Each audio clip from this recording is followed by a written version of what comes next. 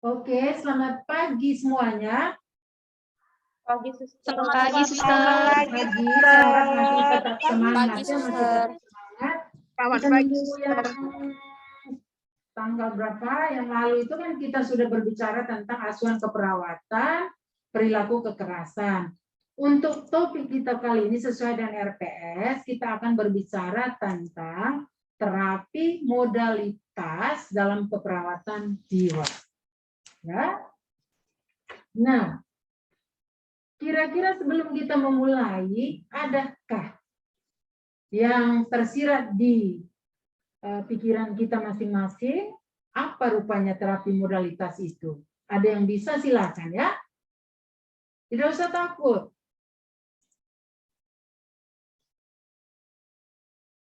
Halo? Saya, Suster. Ada yang bisa? Saya, Suster. Silakan. Satu orang. Baiklah, terapi modalitas adalah terapi utama dalam keperawatan jiwa. Terapi ini diberikan dalam upaya mengubah perilaku klien dari perilaku maladaptif menjadi perilaku adaptif.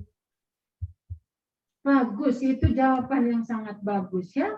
Nah, itulah kita secara sekilas kita berbicara tentang terapi modalitas. Di dalamnya ada nanti beberapa terapi yang harus kita bahas di dalam topik ini.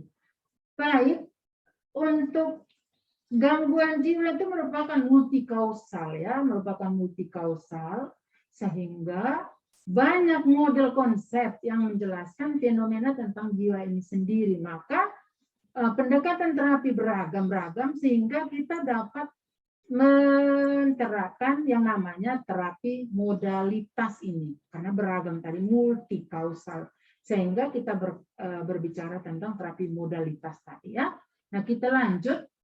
Tadi sama seperti yang sudah dikatakan teman tadi bahwa terapi modalitas merupakan sesuatu yang dari kita untuk menterapi orang yang gangguan jiwa dari maladaptif menjadi adaptif. Itu sangat benar. Itu jawaban yang sangat betul. Nah, untuk itu, maka kita perlu, itu merupakan upaya mengubah klien itu sendiri agar mampu bersosialisasi dengan keluarga, lingkungan, teman, dan yang lainnya dalam menjalani terapi yang bersangkutan. Karena tidak akan mungkin si klien itu sendiri untuk menjalaninya. Nah, tujuannya apa sih? Tujuannya agar pola perilaku atau kepribadian seperti keterampilan untuk copingnya, gaya komunikasi, tingkat harga diri secara bertahap agar yang tadinya maladaptif menjadi adaptif. Itu dia tujuan kita. Itu membutuhkan perawatan yang sangat-sangat super ketat untuk kepada klien kita yang bersangkutan. Nah, kemudian ada berapa jenis sih terapi komplementer itu sendiri, terapi modalitas atau komplementer itu sama ya, modalitas. Ada berapa jenis sih di dalamnya? Nah, jenis-jenisnya apa? Secara individual iya, lingkungannya iya. Itu apa? Itulah secara biologisnya. Maka di dalamnya ada yang namanya individualnya, kemudian lingkungannya. Kemudian apa lagi? Secara kognitif. Kognitif itu di dalamnya apa? Ada keluarga dan ada yang namanya kelompok. Kemudian ada yang namanya psikoreligius atau spiritual. Di dalamnya apa? Perilaku itu sendiri atau yang namanya bermain. Itu dia. Nah, kemudian kalau kita lihat secara individual itu apa sih kalau individual? Individual tadi itu kita lakukan dengan menjalin hubungan secara terstruktur agar perawat dan klien itu dapat atau mampu mengubah perilaku. Nah, tujuannya apa? Untuk mengembangkan kemampuan klien dalam menghadapi konflik agar dapat memenuhi kebutuhan dirinya. Nah, prosesnya bagaimana? Itu kita sudah tahu itu ada 3 fase yang namanya orientasi, kerja, dan terminasi. Itu 3 fase itu Anda sudah tahu itu, tidak perlu saya jelaskan. Nah, kemudian lingkungannya apa? Lingkungan itu kita untuk apa sih? Menata. Kita menata lingkungan. Kita sebagai seorang perawat, kita harus mampu menata lingkungan agar terjadi perubahan perilaku. Perubahan perilaku itu sendiri ya. Nah, dari yang tadi kita sudah katakan bahwa dia dari maladaptif menjadi adaptif dengan berfokus pada terapeutik, aktivitas, dan interaksi. Itu dia kalau di lingkungan ya. Tujuannya apa sih?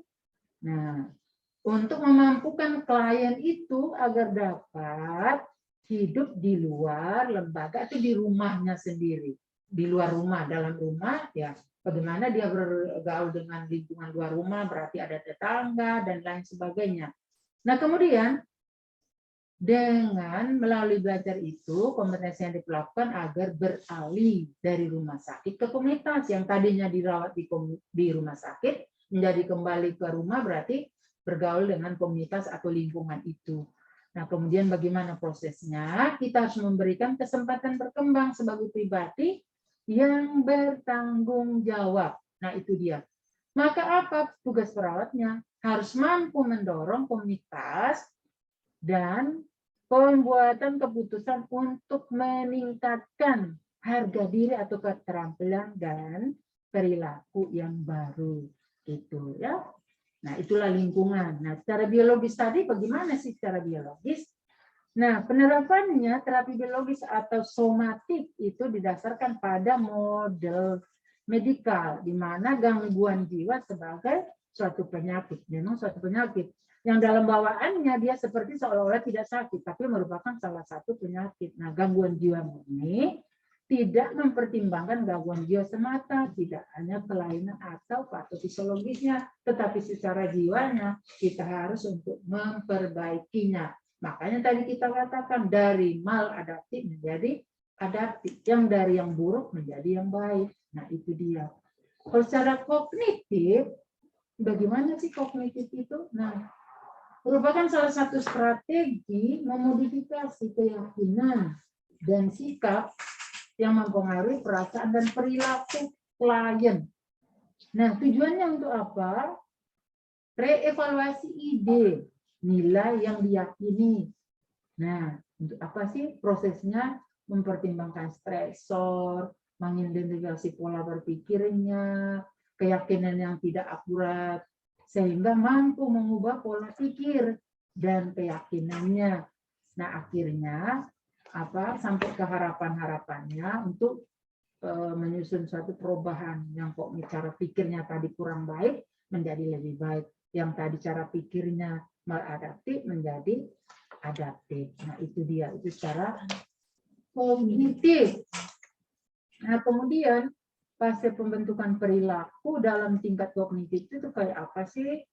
Nah, ini fasenya tendencies, belief atau behaviornya. Nah, kemudian, ini kita lihat dia berarti dia dari tadinya dia dari cara dia gagal hidup atau hancur lebur hidupnya menjadi cari atau misalnya dalam mencari pekerjaan yang nggak dapat dia tidak dapat pekerjaan sehingga dia menjadi merasa bahwa seorang itu yang sangat gagal. Nah, bagaimanalah kita sebagai seorang perawat kita harus berusaha untuk dia keluar dari kegagalannya itu kita bentuk berpikirnya dia yang tadi dia merasa kegagalan yang berat, kita harus mengubah itu sehingga dia merasa bahwa dia menjadi orang yang sangat berharga.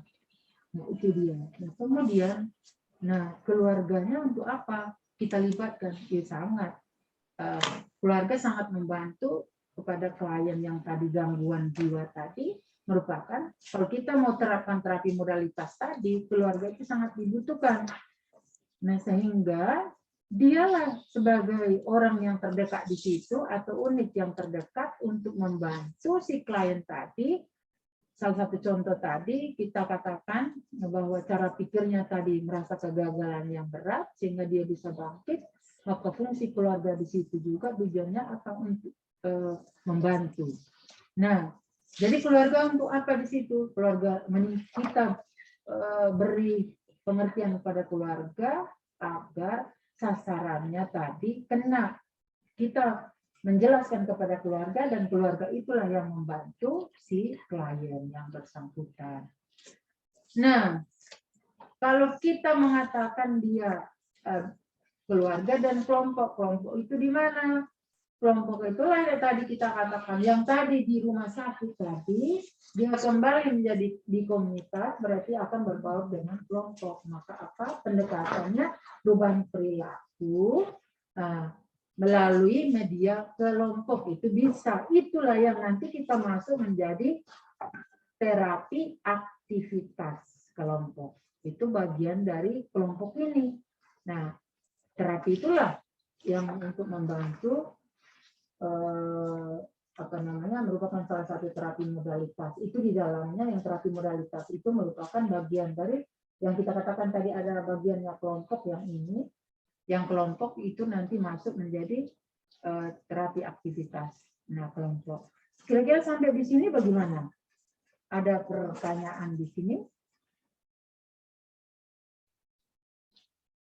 Atau terlalu cepat? Halo?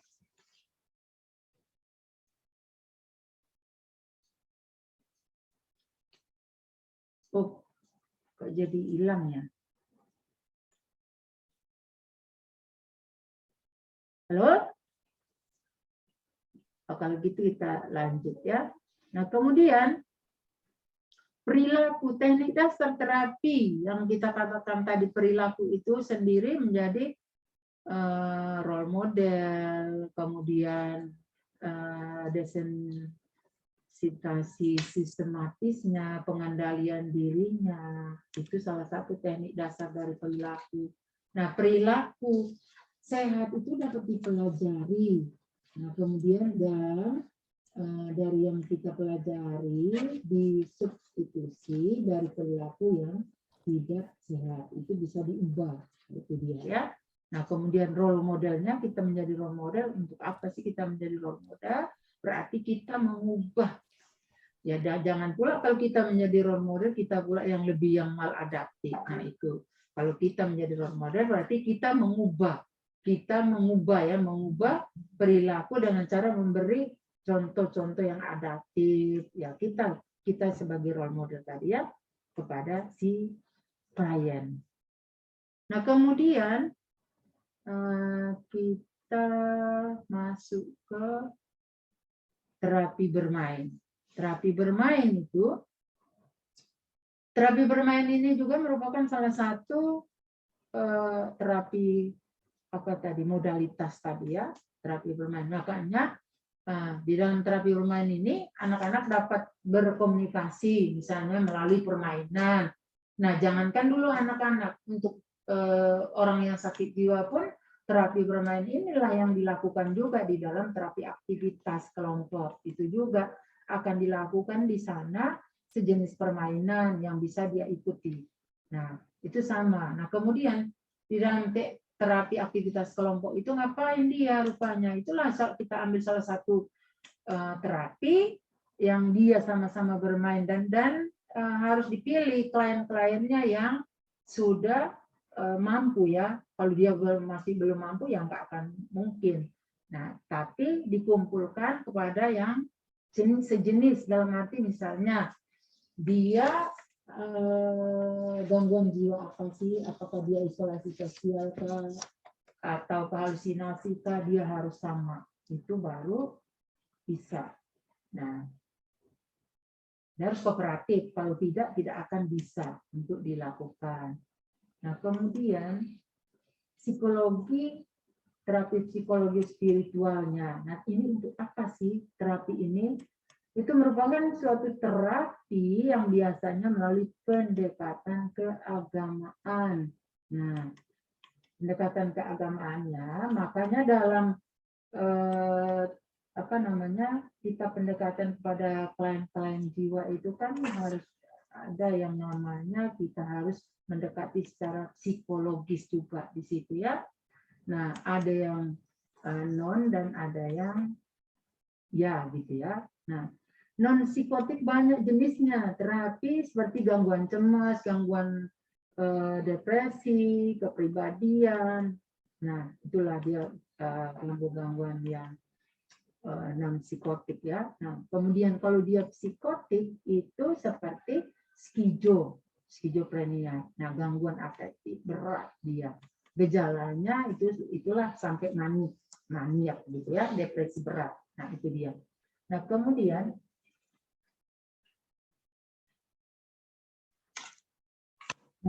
kita masuk ke terapi yang saya singgung tadi adalah kelompok tadi ya. Sama, tujuannya sama, untuk membantu mengubah hubungan dengan orang lain, mengubah perilaku yang destruktif dan maladaptif menjadi adaptif. Ya.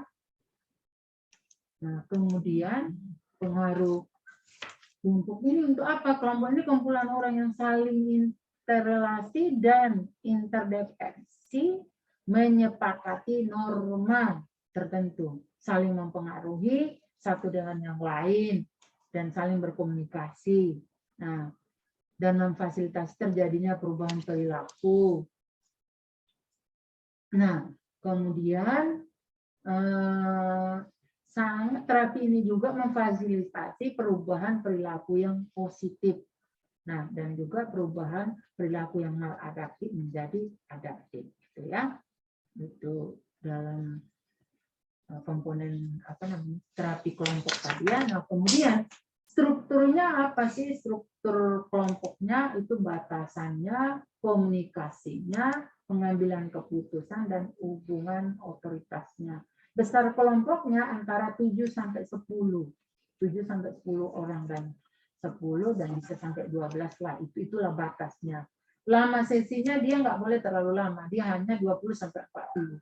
20 sampai 40 menit kecuali itu kelompok yang besar tadi 120 menit itu udah terlalu lama. Kenapa? Pada keperawatan jiwa itu klien itu dia hanya bisa konsentrasi penuh, itu nggak terlalu lama dia akan lari-lari nanti cara ini pikirnya. Nah, kemudian komunikasi, itulah pola komunikasi dalam kelompok. Kemudian perannya untuk maintenance individual, dalam arti peran kelompoknya itulah dia di dalamnya nanti dia harus bisa mampu mengkoordinir kelompok itu untuk membantu klien dalam permainan tadi, itu maksudnya ya. Nah, kekuatan yang kelompok anggota mempengaruhi kelompok, nah itu tadi sudah saya singgung. Kemudian tahapannya itu sama, di dalam keperawatan jiwa itu tahapannya sama, ada orientasi atau perkenalan tadi. Nah, kemudian tahap kerja dan tahap terminasi. Kalau dia di orientasi atau perkenalannya, maka kamu kalau membuat suatu permainan, maka di dalamnya itu kamu seorang perawat harus memperkenalkan diri, di dalamnya harus menjalin trust dengan kliennya. Dia percaya dulu, kalau dia tidak percaya bagaimana dia mau menceritakan sesuatu, tidak akan mungkin dia menceritakan sesuatu. Nah, kemudian di tahap kerjanya itu apa? Tahap kerja itulah yang harus kita lakukan. Misalnya permainanmu apa sih? Misalnya kamu mau untuk kelompok permainannya untuk diagnosa keperawatannya pada orang yang misalnya harga diri rendah, maka ambillah salah satu permainan yang cocok dengan dia. Misalnya salah satu contoh, kita mengoffer, misalnya bola sambil musik berbunyi, kita mengoffer bola, misalnya nanti kalau sampai di tangan si A dapat bola, maka dia akan melakukan sesuatu, misalnya memperkenalkan diri, itu salah satu contoh. Dia harus mampu memperkenalkan diri dengan tidak takut dan malu kalau orang yang gangguan harga diri tadi. Nah, itu di tahap kerja. Jadi fase-fase yang demikianlah di tahap kerja ini harus kita jelaskan sehingga klien kita itu harus benar-benar dia tahu, dan nanti di dalam kelompok itu sendiri maka dia harus ada yang namanya leader, harus ada co-leader dengan dia yang menjadi pengamat. Jadi kalau dia co-leader berarti dia membantu si leader tadi. Si leader itu memulai, dialah yang yang membuat permainan itu. Co-leader dia membantu, sementara dia pengamat tadi, maka satu klien, satu pengamat. Karena namanya sakit jiwa. Kalau nggak diamati, dia nanti entah di mana larinya, kan begitu kan? Nah, itu dia. Kalau di tahap terminasi, kalau dia terminasi, maka itulah kita mulai kontrak waktu. Dia terminasi itu ada 2, diproses. Berarti kita harus kontrak waktu. Oh, boleh nggak Pak? Boleh nggak Bu? Nanti kita bertemu di sini. Nah, apakah kalau dia katakan oke, boleh, tapi kira-kira jam berapa Bu? Jam berapa Pak? Nanti jam sekian. Boleh ke sekian menit? Dia udah oke, kita katakan ya oke. Kemudian di mana tempatnya? Nah, kemudian kalau dia terminasi untuk mengakhiri, kita di dalamnya nanti bisa evaluasi. Jadi kita mengakhiri, kita evaluasi dari kegiatan kita tadi. Kira-kira apa yang dirasakan oleh klien kita? Nah, apakah dia merasa lebih, tadi kalau contohnya harga diri rendah, apakah lebih percaya diri, dia bisa memperkenalkan diri, bisa menyapa orang, atau tidak? Nah, seperti itu yang perlu ditanya. Nah, kemudian kita harus kontrak waktu lagi, namanya pun sakit jiwa. Bagaimana kita nggak hanya satu kali lakukan, belum tentu. Nah, maka kita kontrak lagi waktu.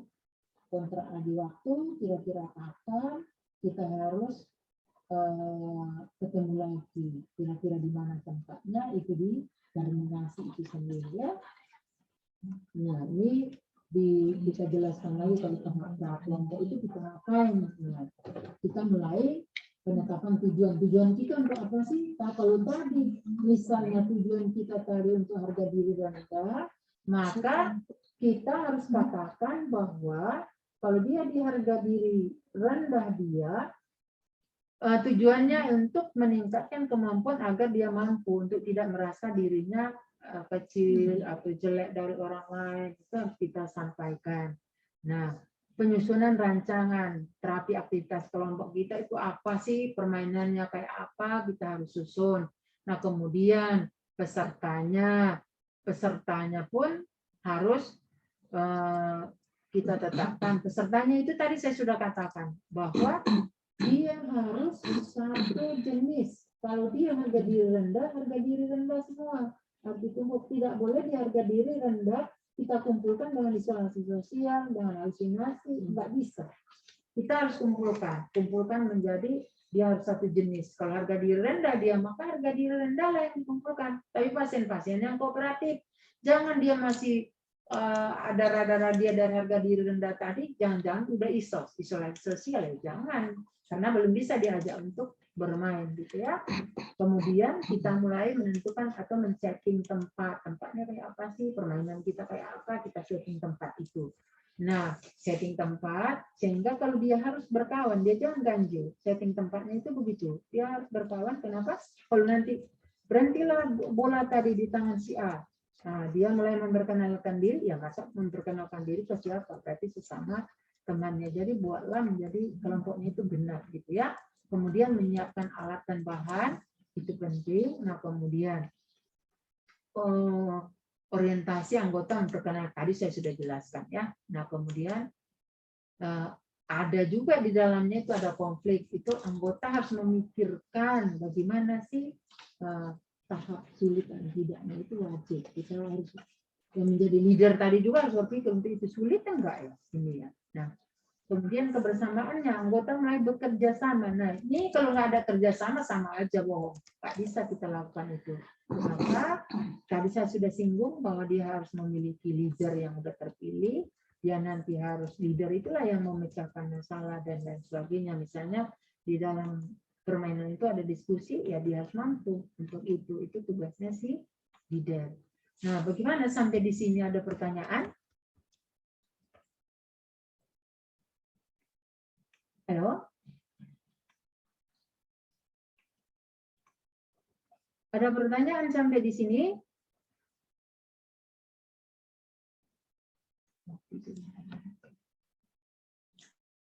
Pertanyaan kita lanjut ya. Nah, pertanyaan kita lanjut ya kawan-kawan. Nah, kita masuk ke tahap kerja. Saya ulangi sekali lagi di tahap kerja ya. Nah, kelompok yang tadi kita kalau di tahap kerja ini, kelompok telah menjadi satu tim tadi sudah kita katakan, maka tanggung jawabnya itu pembagiannya harus merata. Nah, sehingga kecemasannya tidak ada dan terjadi sesuatu yang stabil dan realistis. Itu penting. Nah, kemudian anggota kelompok itu berupaya untuk mencapai tujuan. Harus sama. Untuk mencapai tujuan kita tadi apa sih? Kalau untuk meningkatkan supaya dia tidak terjadi harga diri rendah, maka kita harus mampu, kita harus sepakat untuk mencapai tujuan itu. Kalau enggak sama aja, kan gitu ya. Kemudian leadernya itu dia harus mampu mempertahankan kondisi dan mengatasi hambatan. Itu penting. Nah, kemudian masalah yang mungkin timbul, maka sekelompok yang mungkin kurang terbuka, itu nggak bisa.